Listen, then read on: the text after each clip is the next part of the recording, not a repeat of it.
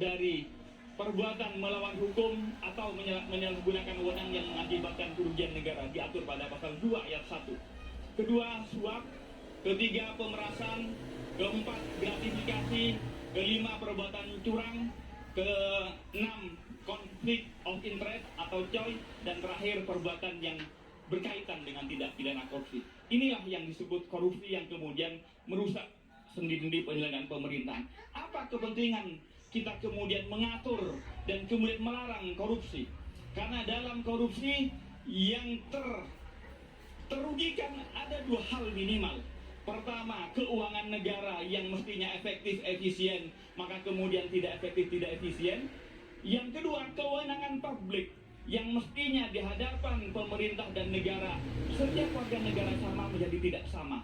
Dua kepentingan inilah yang kemudian mengapa korupsi harus diberantas.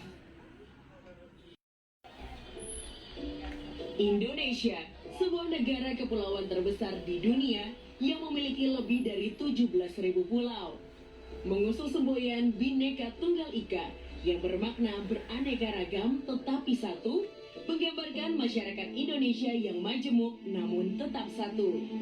Jumlah warga negara Indonesia diperkirakan telah menembus 278 juta jiwa dan menjadikan Indonesia sebagai negara dengan jumlah penduduk terbesar keempat di dunia. Secara total, jumlah kekayaan negara yang dikelola dalam bentuk aset negara mencapai lebih dari 11.000 triliun rupiah yang pengelolaannya mengacu pada pembukaan Undang-Undang Dasar Negara Republik Indonesia tahun 1945 alinea keempat. Sayangnya, cita-cita luhur para pendiri bangsa tersebut dinodai oleh praktik dan perilaku koruptif yang semakin kompleks. Akibat dari tingginya tingkat permisivitas masyarakat terhadap budaya koruptif di sekitar mereka. Tingkatkan korupsi luar biasa. Karena korupsi merenggut hak asasi rakyat Indonesia untuk dapat hidup sejahtera.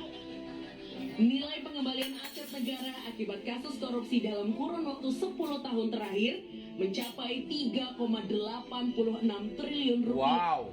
Nilai ini hanya sebagian kecil dari total kerugian negara yang hilang akibat kasus korupsi.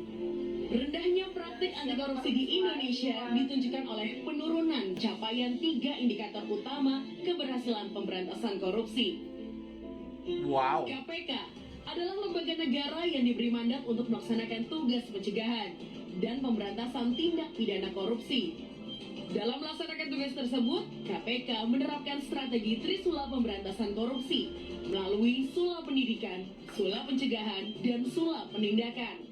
Sula Pendidikan bertujuan untuk menanamkan nilai dan prinsip anti korupsi dalam rangka memperbaiki dan meningkatkan perilaku anti korupsi masyarakat. Strategi pendidikan diharapkan akan mampu merubah budaya untuk tidak permisif terhadap perilaku koruptif. KPK terus berkomitmen untuk melibatkan peran serta dan partisipasi masyarakat.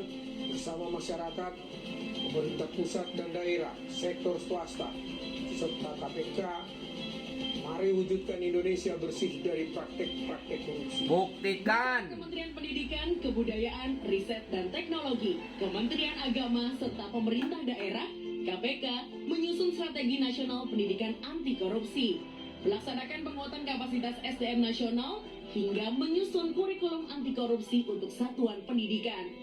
Sinergi aktif bersama Kementerian Desa, Pembangunan Daerah Tertinggal dan Transmigrasi, Kementerian Dalam Negeri dan Kementerian Keuangan, KPK mencanangkan 33 percontohan desa anti korupsi di Indonesia.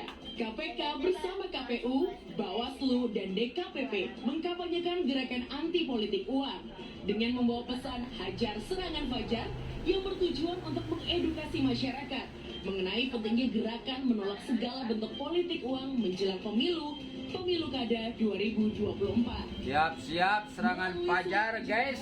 KPK berfokus pada 3 poin utama dalam aksi strategi nasional pemberantasan korupsi. Survei penilaian integritas bertujuan untuk memetakan risiko korupsi dan kemajuan upaya pencegahan korupsi yang dilakukan oleh kementerian, lembaga, serta pemerintah pusat dan daerah.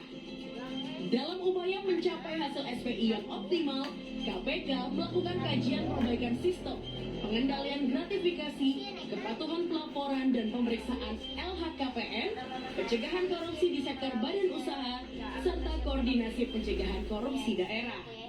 Sula penindakan bertujuan untuk mengoptimalkan upaya penindakan terhadap kasus korupsi dan tindak pidana pencucian uang melalui optimasi aset recovery atau penyelamatan aset. Sula penindakan juga dioptimalkan dalam sistem penanganan perkara terpadu berbasis teknologi informasi, yaitu sistem pertukaran data secara elektronik pada lembaga penegak hukum. Perkara korupsi di Indonesia menjadi permasalahan yang mendesak untuk diatasi. Indonesia membutuhkan sosok pemimpin nasional yang memiliki komitmen dan ketegasan dalam memberantas korupsi hingga ke akarnya. Sosok pemimpin yang mampu mengubah budaya koruptif para penyelenggara negara, aparatur sipil negara, dan semua lapisan masyarakat. Indonesia membutuhkan sosok pemimpin yang mampu mengorkestrasi sinergi antar lembaga dan mewujudkan kehidupan berbangsa dan bernegara yang bebas dari praktik korupsi. Bersama-sama, kita berkomitmen melakukan upaya nyata, memperkuat independensi dan efektivitas lembaga pemberantasan korupsi, serta implementasi kebijakan pemberantasan korupsi. Mari bersinergi untuk mewujudkan Indonesia yang terbebas dari korupsi. Buktikan. Mari kita pegang tepuk tangan bersama untuk membakar semangat anti korupsi.